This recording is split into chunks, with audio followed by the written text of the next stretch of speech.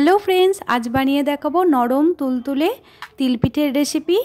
এই তিল পিঠের রেসিপি দুই রকম ভাবে দেখাবো। এই পিঠে অল্প উপকরণ দিয়েই বানানো যায়। একবার খেলে বারবার খেতে ইচ্ছে করবে, এত স্বাদ যে ভুলতেই পারবে না, মুখে লেগে থাকবে। ছোটবেলায় এই পিঠে আমার ভীষণ পছন্দের ছিল এবং এখনো পছন্দ করি। আমার মতো তোমরাও কি পছন্দ করো তিল পিঠে? তাহলে ঝট করে রেসিপিটি জেনে নিই। কড়াই বসিয়ে এখানে গরম জল বসিয়েছি অনেকটা পরিমাণে। এখন আমার উষ্ণ গরম জল লাগবে একটু পরিমাণে। এখানে চালের গুঁড়ো নিয়েছি, সামান্য পরিমাণে লবণ দিয়ে ভালোভাবে এটা মিশিয়ে নিচ্ছি।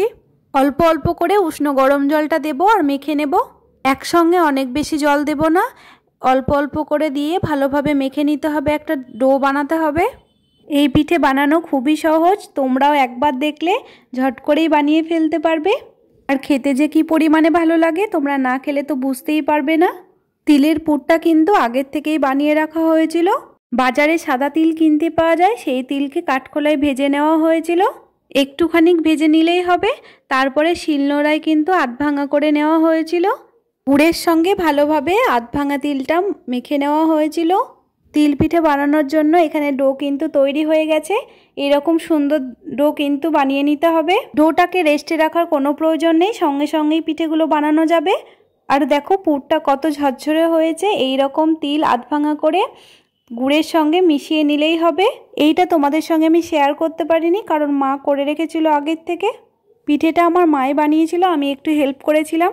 তো দেখো এখানে কিন্তু ছোট ছোট করে লেচি কেটে নেওয়া হয়েছে। আর পিঠেগুলো বানানোর জন্য বাটির মতো করে পুরটাকে ভরে নেওয়া হবে। পিঠেটা বানানো কিন্তু ভীষণই সহজ। এই পিঠেটা আমিও বানাতে পারি। আমি মায়ের কাছ থেকেই পিঠেটা বানানো শিখেছি। বাটিটার মধ্যে পুরটা ভরে দেওয়া হয়েছে। আর ধারে ধারে দেখো হালকা করে জল দিয়ে মুখটাকে ভালো করে মুড়ে নিতে হবে, যাতে পুরটা বেরিয়ে না আসে। কারণ এই পিঠেটা জলে সেদ্ধ হবে, তাই যাতে পুরটা বেরিয়ে না আসে সেই জন্য কিন্তু মুখটা ভালোভাবে মুড়ে নিতে হবে। অনেকগুলো পিঠে এখানে বানানো হচ্ছে, তার মধ্যে একটা পিঠে আমার দেখো বানানো হয়ে গেছে। প্লেটের মধ্যে পিঠেটাকে রেখে দিলাম।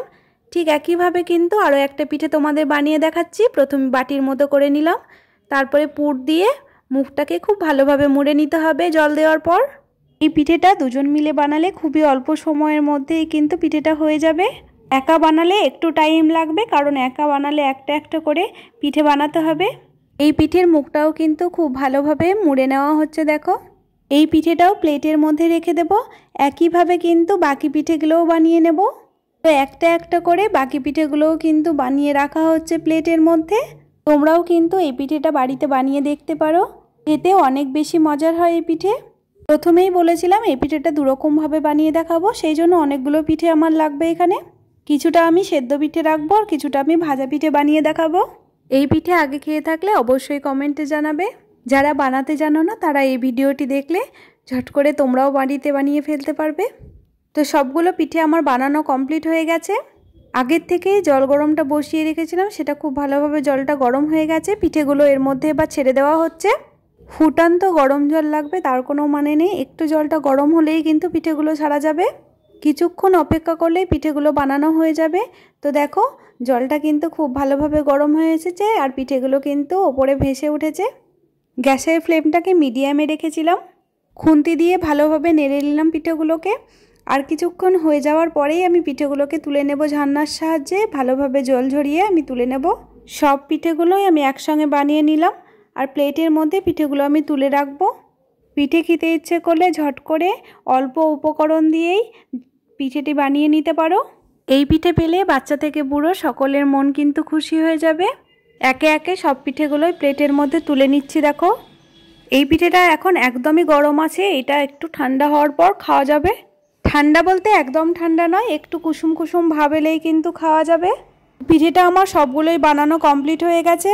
সেদ্ধ পিঠে এখন এটা খাওয়া যাবে। আর হাত দিয়ে তোমাদের দেখো তুলে দেখাচ্ছি পিঠেটা।